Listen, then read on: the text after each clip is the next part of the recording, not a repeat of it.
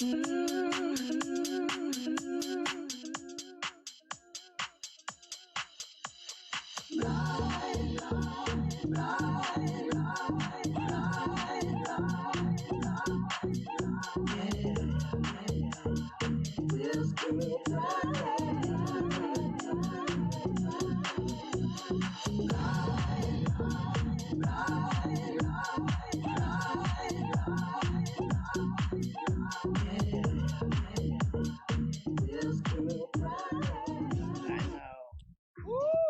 The wheels do indeed keep turning. I'm Babz Rawls-Ivy. Welcome to LoveBabz, LoveTalk. It's 9 o'clock on a Wednesday. And I'm happy to say that I'm in studio today, well, in virtual studio today, with my good friend and soror, Reverend Odell Montgomery Cooper, talking about her production of Interruptions, and she brought her cast with her. And some of these folks I know, like the fabulous Jonathan Berryman. Hello, my dear. Abigail Onwansali, Finale. Anali, Malachi Beasley, and Dr. Joy, also our soror. How are you? It's nice to see y'all. It's nice to see you. Thank you for having us. This is good. Thank you. All right, so I know about Interruptions. I know what it came out of, but talk to us, Reverend Montgomery Cooper. Talk a little bit about what Interruptions is and how it came about, and how did you pull together this fabulous group of people? Grace of God and with a lot of help. You know the story, Babz, because you were there. You were with me. My son was murdered 4 years ago, mistaken identity. And from that, trauma began in my life and a series of unexpected events. A year after his birth, on his birth date, I suffered a brain aneurysm and was recovering. You were in my life praying with me, one of my angels. And I was trying to find a way to redefine myself other than saying I am the mother of a murdered son and suffering and recovering from a brain aneurysm. My doctor told me to find a way to reinvent myself, that I was not returning to work. And those words resonated with me. I was out going to a public event and wanted to find a better way to introduce myself. And it was, I'm reinventing myself, and ran into Jonathan. It worked fine with everybody else. Everybody accepted that statement except Jonathan Berryman. He came back and wanted more information. And I told him my story. And before the conversation ended, he encouraged me to tell my story through the arts, and felt that this story would help others to heal from trauma, from grief, and address mental health as a serious issue, to get help. And he said you should tell it through the arts. And of course, I told him no, impossible. I was recovering from a brain aneurysm and couldn't do it. And look where we are today. So now, what is Interruptions? What is it? Oh, Interruptions is my story. It's my story of 4 years from the day that my son was murdered till last year. And it talks about the trauma that a family goes through when when you deal with a traumatic loss in your life.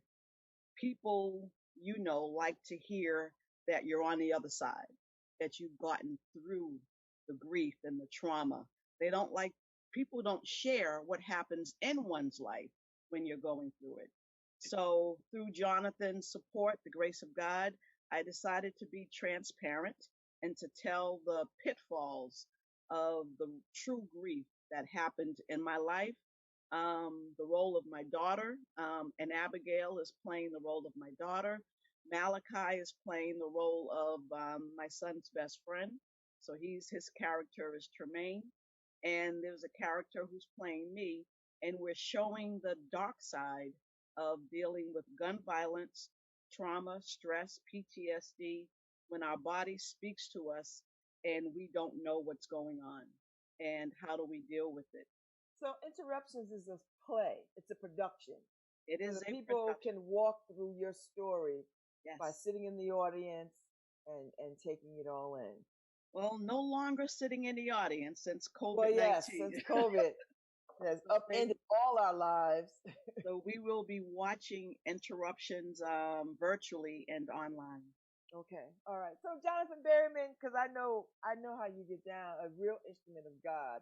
Like your hand is, like God just, I always tell people I serve a God that calls and sins, but you really serve a God that calls and sins. So tell me about this interaction between you and Odell.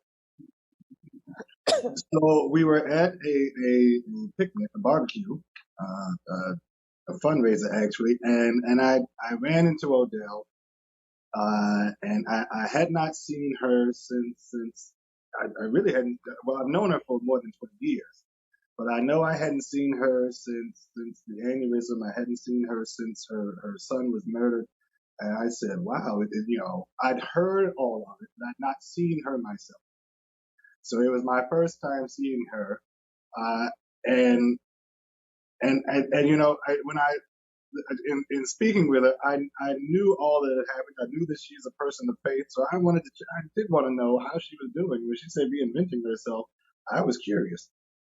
I said, well, what does that mean? Um, uh, and she told me that, and I went on and got some food because I was hungry. But That he did. it resonated in my spirit so vibrantly, and I couldn't let it go. So I said, let me go back and ask her what she means by that. And that is how all of this, this artistic process got started. So yes, we serve a God that definitely calls sins and continues to do so over and over again. Mhm. And I think a good bit of it is just hearing that voice. So when did you know? When did you both know that this was going to be a play? Like when did you know it was going to be that? Because it could have been any number of things. Like it could have been a support group. It could have been, I don't know, a syllabus for to teach how to deal with grief. I mean, it could have been any number of things. How did you know it should have been or was supposed to be a production? It was Jonathan. Jonathan said you have to share it through the arts. And he said, I could see this playing out. He had the vision. I could see it playing out on stage. I could see this.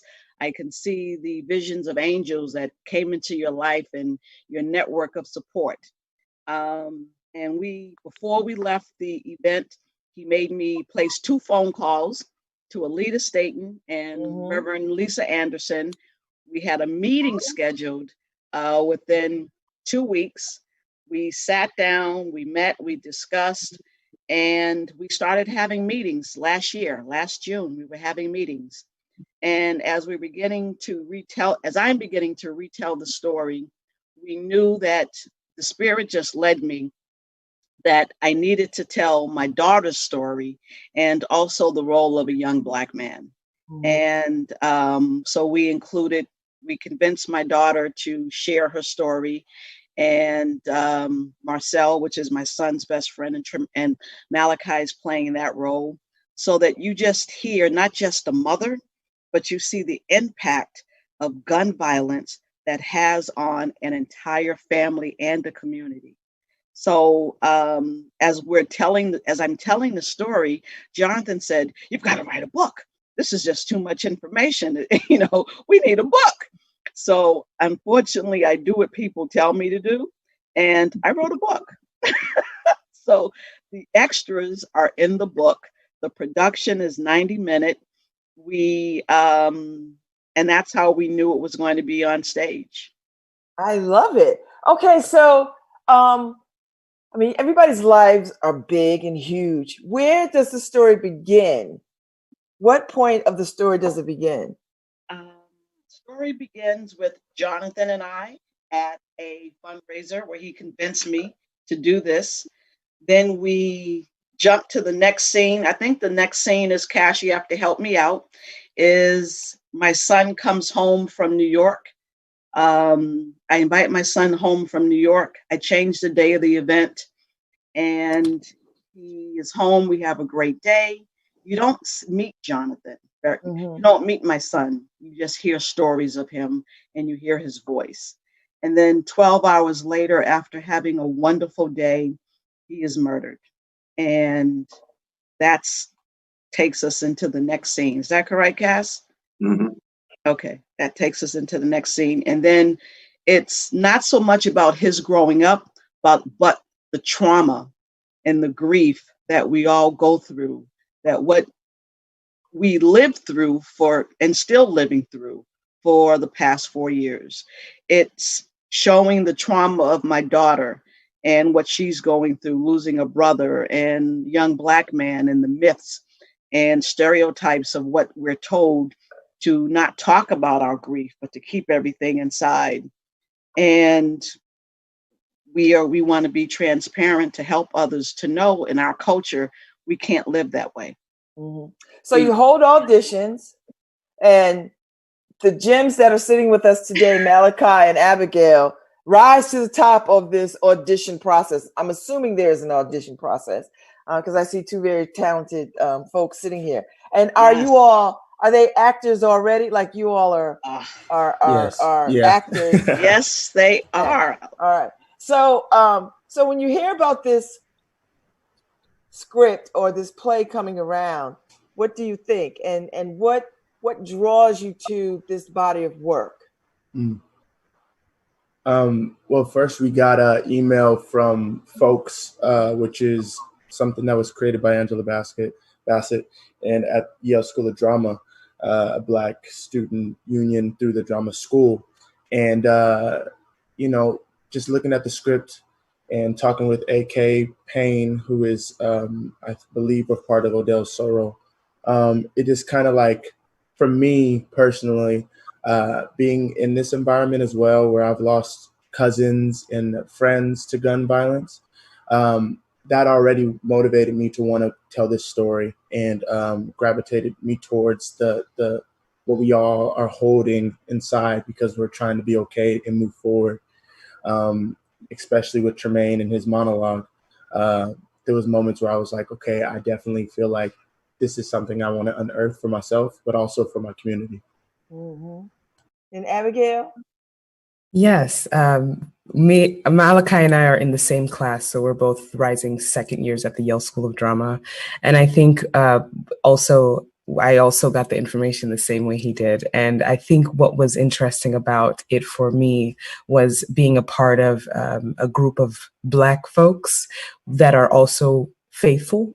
And it's rare that you can be in the acting community and be around people of the same. I love that code language. Yeah. Faithful. I know it. Faithful, right. Christ written, it's very rare that you find that you find that in this community where you find you're Black and you're also people of Christ, followers of Christ. So I think that this was not only healing for me performatively as an actor, but also spiritually. I was able to connect to this production, and I'm very excited to be a part of it. So as actors, I mean, this story is not a new story. The story is playing out with families all across this country right now, this very moment. Like right now, this very moment, some mother is getting the news that her child has been gunned down, right? So this is a very in the moment kind of thing. How does that get under your skin? Because it feels very uniquely our community. It feels very uniquely our story in this moment of history. How do you prepare, or because it's an ongoing, constant part of our reality? Well, I feel like, and you particularly, Malachi, because Black men seem to be at the forefront of this. Young Black men at the forefront of this. Yeah, and I mean, I think that's it's almost you take what you get from the script and you apply it to your life. Luckily, the script is written in a way that's like, hey, therapy is important, and I'm already in therapy, so I'm doing this script and going to rehearsal, and then after going, all right, let me drop into therapy, talk with my family, check on my brother. So I think there's a balancing act almost of, well, I can lose myself in this frustration and like kind of like hold, but instead I'm going to release and find that healing. And luckily also, just like from the top of the play, find the healing through the arts. That was the way the way that I made it through my neighborhood. The hood that I grew up in Southern California, Southeast Dago is what we called it, was acting, music. Even though I was an athlete, I was drawn to the arts, and that allowed me to have that release of like, Hamlet is relatable to what's going on at home, and Macbeth. It's a little chaotic, but it almost gave me an opportunity to reflect something differently through a different perspective and different lens. I don't know if that answered the question or if I diverted. I think it answered the question in terms of where you are. That's absolutely fine. So Abigail, and for you, this story is uniquely a very American, African story. Yeah. And I mean, if we don't tell it, then who else will? Like if our bodies don't tell these stories, then it will constantly be overlooked. And I think in today's climate, where we are seeing people like George Floyd and Breonna Taylor and Ahmaud Arbery being killed, we are constantly, the arts is one of the few ways for people to not only see the experience, but live in the experience. So I think that even through COVID, though COVID tried to come in and take away stuff, we were still able to overcome. And I'm so happy that Odell was still able to overcome this and be like, no, this needs to be done. People need to see this. Stories need to be told.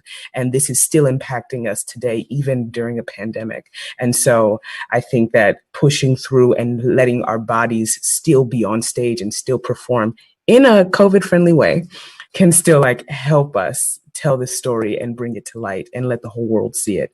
Gives more access to people, which is awesome. And I also would like to add that I love the fact that the story is seen through the lens of like a mother who is grieving. Typically we see these stories and we see men on stage going through this process, but not every day do we allow the opportunity for like mothers to grieve. And I think it's a beautiful way to showcase that and allow people to live through it, like Abigail said. Mm-hmm. So Dr. Joy, what is your role in this production? Soror, Dr. Joy. I begin the production with the prologue, and I set it up, and then I close it with the epilogue. Okay. And so how powerful is that? It's very powerful. I would say that for me, I own my pieces.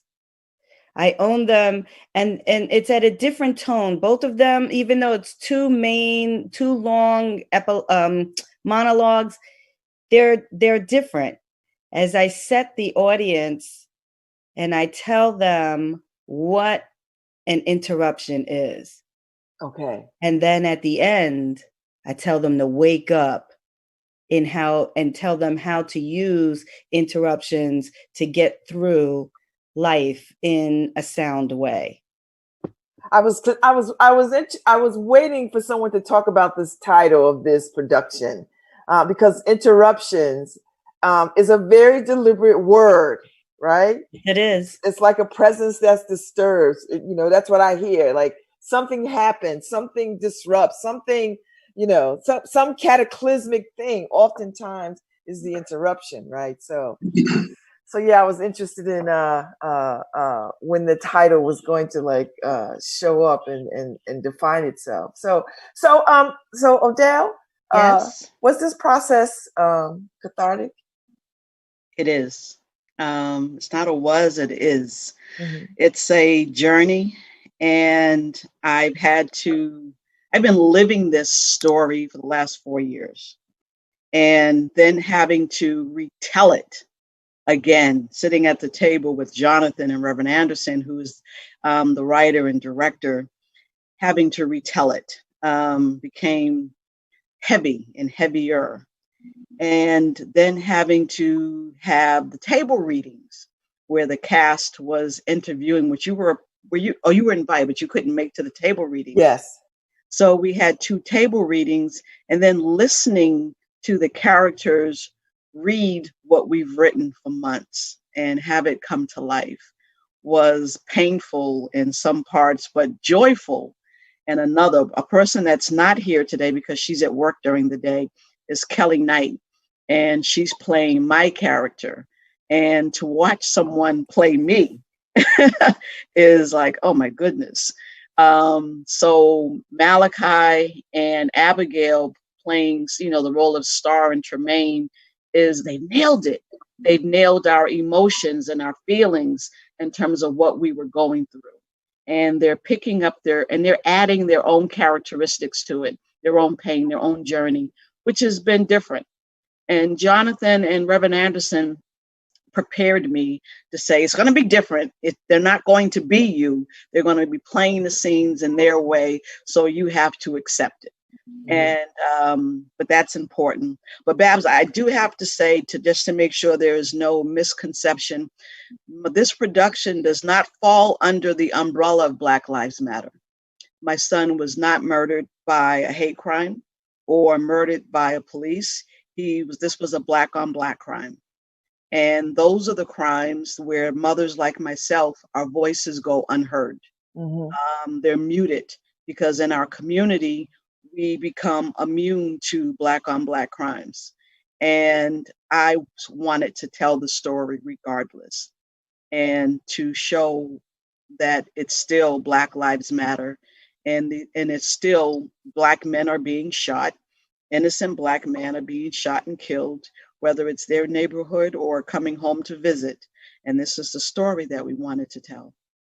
I mean, I find it extraordinary that as I sit here, I have friends, women friends, sister friends, who have lost their children to this very thing. And I don't know of any other culture that can sit in this space and say that we have this phenomena in our culture. I mean, I know Odell, and I have another sister sister friend who I introduced you to, who is a famous Evie author, Rhodes. and Evie Rhodes, and her story is very similar to your son's story, and I introduced you to her, and I know a few other women who are in this same club, if you will.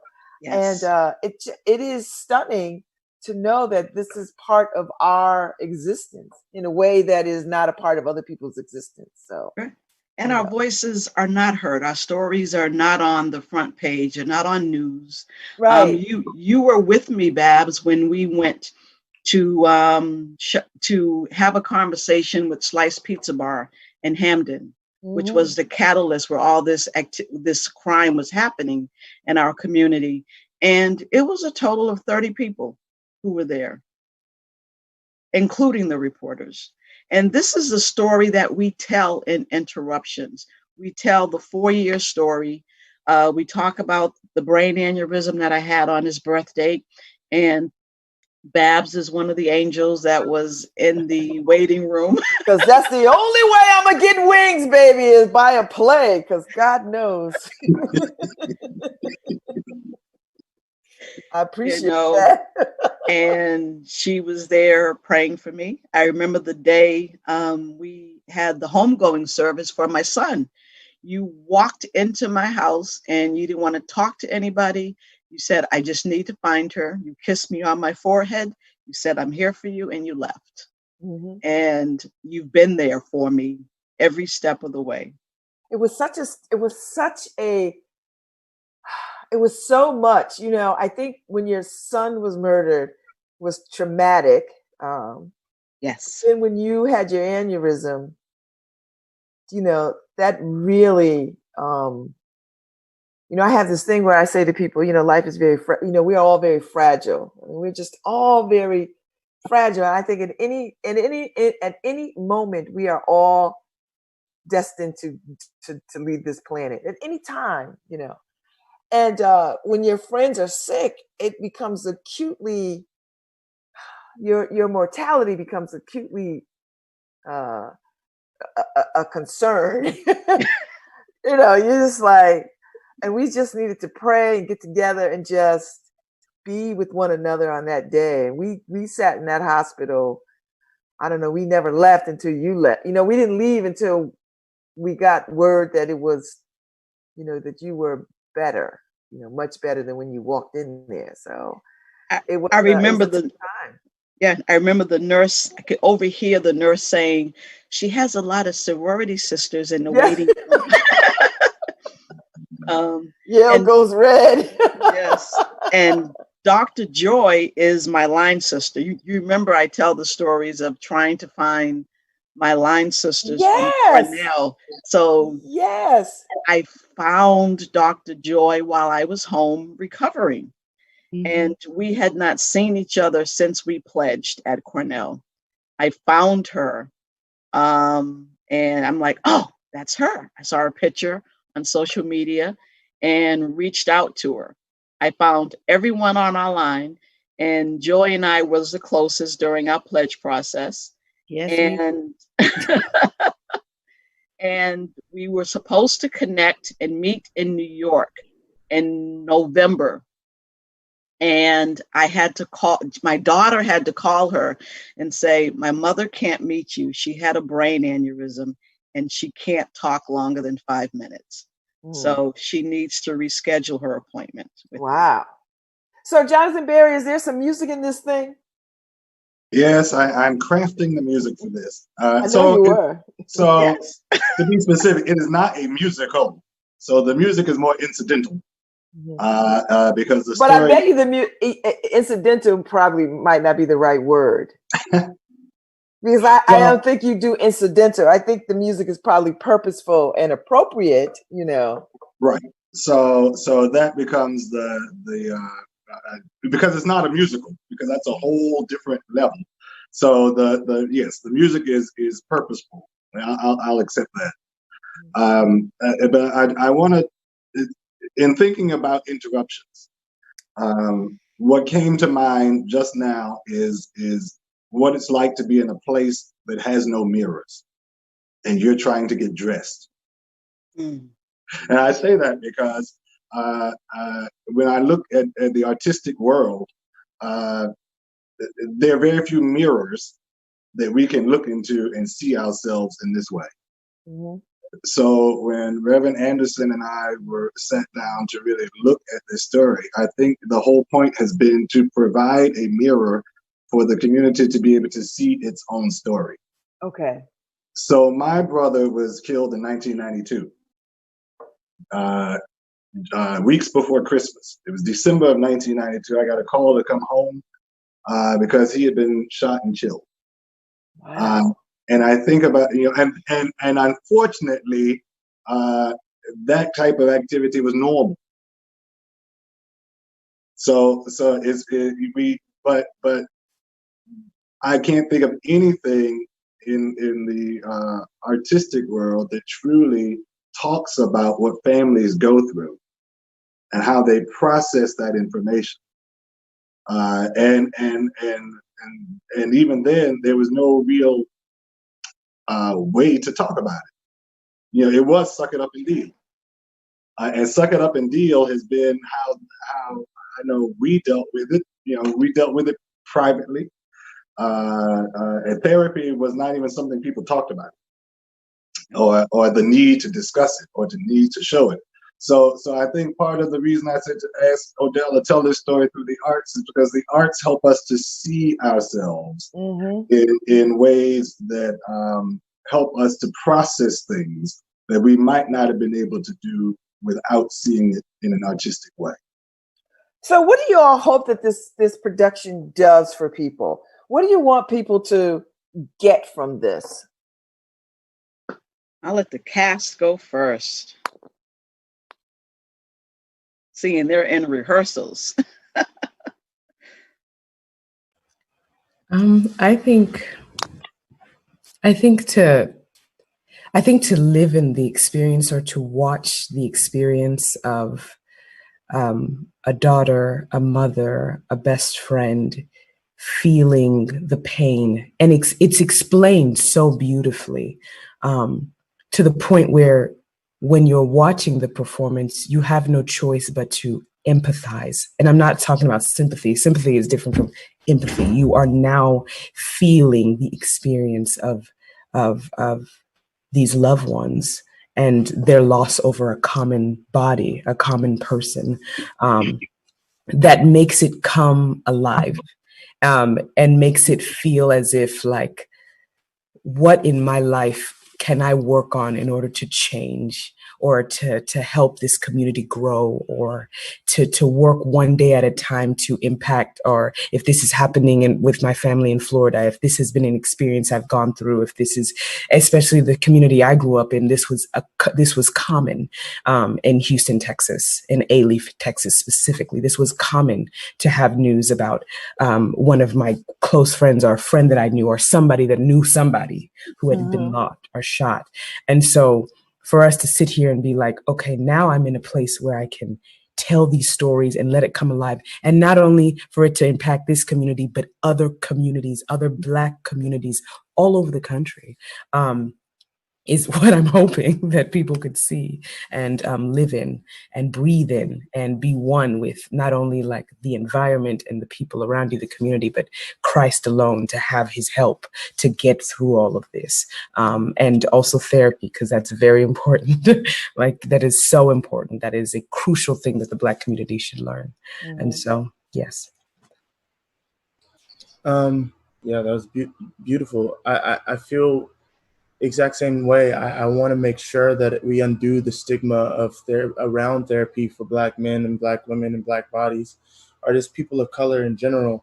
Like, I remember growing up in my neighborhoods and thinking, therapy, what is that? Like, I'll play football, I'll get it out through that, I'll get it out through sports. And just allowing there to be space for that conversation in homes, and also to inspire, another Black child, a Black body, just, like being able to watch people on film, watch people on stage inspired me to get out of a loop of, oh, this isn't going to work for me, this isn't for me. And I'm hoping that these conversations continue to inspire and to heal. And I think that you can't heal until you actually identify the scar. You can be hurting and cover it up with a Band-Aid, but I think right now, especially at this time, we have a beautiful opportunity to lift the Band-Aid, examine it, check and see what's going on, talk with other people, and actually get the right medicine, to start moving past some of this trauma that has plagued our community and other people of color's community. So that's like the big takeaway I'm hoping the audience gets out of this. So when does the play air? When do we get to sit in our respective spaces and watch? September 5th and 6th. It will be aired online. We will have information coming soon. We are using Bergamo's Theater to actually record live. And it's going to be hosted online by Reverend Kevin Ewing. He is going to be in charge of making sure it gets broadcast. And we'll have information coming up in the next couple of weeks. Oh, that'd be wonderful. So, so it's September 5th and 6th. Yes. What happens on September 7th? What do you want this to do? Where do you imagine this going? It has begun to take legs, believe this or not. It's begun to take a new shape. I've had some wonderful people work with me, guide me on this journey. Clifford Beers, Alice Forrester has been a guardian angel. She's been working with me, and we're talking about how to use interruptions in a program at Clifford Beers, being able to look at this script and self-identify yourself, where you are in your journey, and how do you heal. Dr. Akbar has also had a conversation with me about using the healing components in Dr. recovery. Maisa Akbar, Yes, another yes, soror, another soror, who's also consulting with us in terms of looking at the script, has said she's interested in looking at how I was able to recover and have a healing story, so that, because people get stuck, they get stuck in this life. And I'm blessed that when my doctor said to reinvent yourself, I did that, versus, you know, selling my house, moving away, renting a room, and just sitting. I reinvented myself, and I have a lot of support around me. So interruptions is taking on a new form. So it's going to be used as programs and trauma healing for people. And that's what I want. I want people to have conversations. I want people to look at themselves. I want mothers to say, I can breathe. You know, I don't have to accept this. I want communities to identify a call to action. When you look at their production, there are many call to actions for a sibling, for a young male, for a network, a sisterhood. You know, it's happened in our sorority, Babz, but I'm proud of New Haven Alumni Chapter, because you all stepped in when I was too embarrassed to take care of myself. You all were saying, don't be embarrassed. What do you need? So New Haven Alumni Chapter fed me and my family for weeks when I'm just getting out of the hospital and I couldn't speak longer than 5 minutes. And my daughter is taking care of me. My chapter said, my sorority sisterhood said, what do you need? You know, can I pay a bill? What can I do? So what we do in interruptions is we tell the complete story of healing. And, you know, Dr. Joy, who I had not seen in 30 something years, says, I'm here, Soror. She's checking in with me. What do you need? And now she's lending her voice and her passion and guidance to say, this is how you tell the story. Jonathan is there, and I just love his music. Have always been a fan of his musical talent, his gift, his spirit, and Reverend Anderson. And we're using God to just tell this story. So I don't want it to end. I want it to continue on. So September 7th, start having conversations, start talking to me about how do we use this in our communities? How do churches start talking to people that are in their congregation, and stop telling us to pray more? You know, pray more, have more faith. Those are the things you can't do. We need more. So I hope every area begins to take a look at this and say, how do we use this to start conversations? So, Jonathan, did you find this process healing in a way for you as well? I mean, did you find this? I mean, because this is close to the bone to you too, because you have some relationship toward this story. Absolutely, and it continues to be healing. That's why I said I think part of what therapy does in general, and in this case, I'll talk about art therapy, right? One of the reasons one of the things that artists do is they convey what is inside of them through their artistic craft. So in many ways, this has been very helpful, because if you can't tell, I'm a Black male. So that gives me, I'm a Black male who is older than I look. And I say that to say, because it gives me a certain perspective on life and living that is not necessarily always conveyed in the arts world. So one of the things you talked about, what do I want people to take away from this? Yes, I in addition to taking away all of the elements that we provide in the telling of this story, also take away the fact that this process is not an impossibility for the community. That Odell heard this idea about creating an artistic piece, and she found people within her own circle who were able to make it happen, in addition to doing the work that she's done. So one, I am proud of New Haven for being able to even birth this creation. So oftentimes we look outside of our own community for help that's actually right there within our community. And it is. So if I'd also like people to take away this idea that our stories are valuable, that they need to be told, and I just look at how this whole process has come into being. And I thank God for God's hand being all in it, because it's very clear that it was not just happenstance that Odell and I met and had that conversation. It is not just happenstance that I'm like, we had no idea that the events, social justice events of this summer would have happened. Mm-hmm. And that this story at this time would be so important to hear as an artistic piece that has birthed in the Black community out of the Black experience. Who else can tell this story? If we don't tell it, it will never be told. And it's valuable inside information that's being presented to the world. That's what I mean by a mirror. People need to be, if people don't look at this and see some part of themselves in that, then we haven't done our job. Mm-hmm. And I believe that we have done our job. When people see this, they will be able to see their own stories.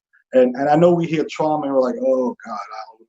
It's not just about, so trauma presents in our everyday lives in ways that we don't even recognize it. So it's really to help people see what they've been going through. One, is not unusual. If you've gone through it, if your life has been interrupted, expect to have experienced some kind of trauma.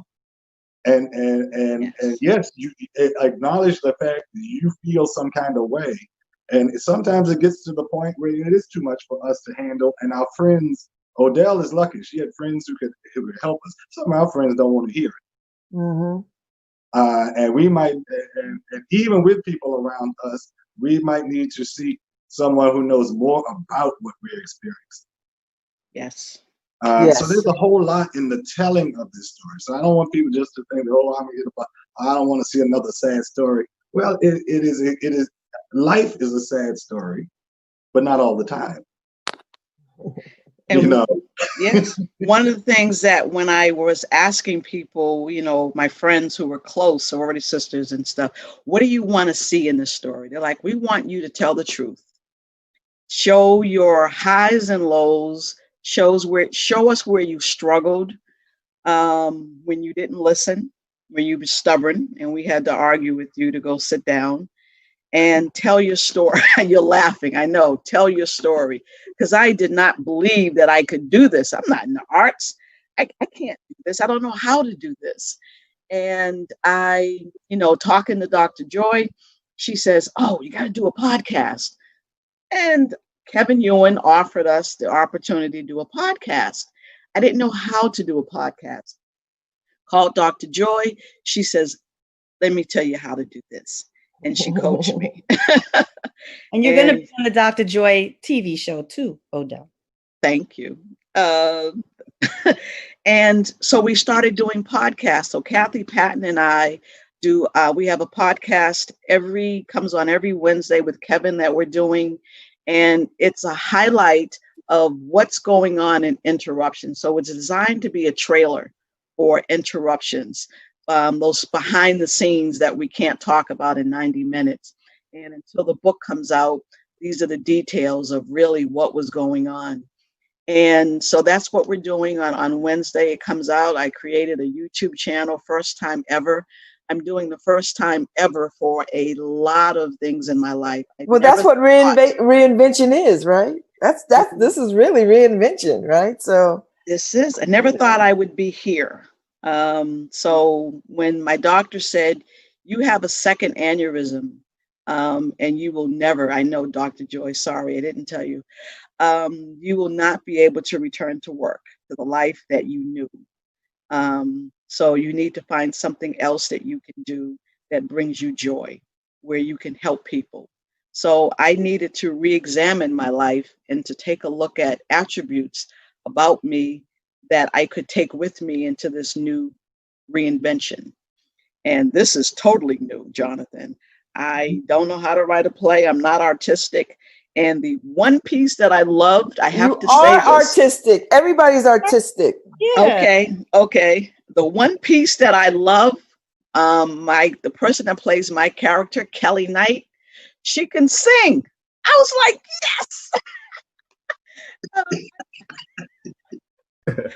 Because you always wanted to be a singer? Listen, when we were in church together, Jonathan said, if you can't sing, hymn from the pews. So I couldn't. Such a church thing to say. I could not be in the choir. My kids were in his choir, but I had to hum from the pews. So when my character Kelly Knight started singing, I was so happy. I said, I could sing. So, and then listening to listening to Abigail and Malachi and Joy just bring my story to life, our story to life. Malachi, from the moment he came on, nailed this role. We knew, Malachi, that you had touched this some kind of way. We could feel it with you. And Babz, you all know my daughter Jackie. So when you look at Abigail, the feedback was coming through me via text. Oh, she has Jackie's mannerism. She has Jackie's attitude, her voice. And when Jackie saw it, she's like, okay, yes, that's me. So I can't wait. We have not seen each other in person. I've only met Abigail and Malachi online. And I'm looking forward to being able to physically be together. Wow. So if you're on social media, you can find all this information about this production coming to air September 5th and 6th. Yes. And people can find it and view it and host watch parties and do all the things that you can do. Yes, I want to be. I'll talk to you offline, Babz. It'd be nice to be able to have people to have watch parties. And if they register to sign up for a watch party, we can send popcorn. Interruptions can send popcorn, and they can take pictures. We're having T-shirts made. We're starting our sponsor fundraiser this week, and part of my giveaways are signatures from the cast. And so their signatures are going to be, and T-shirts are coming soon for you all.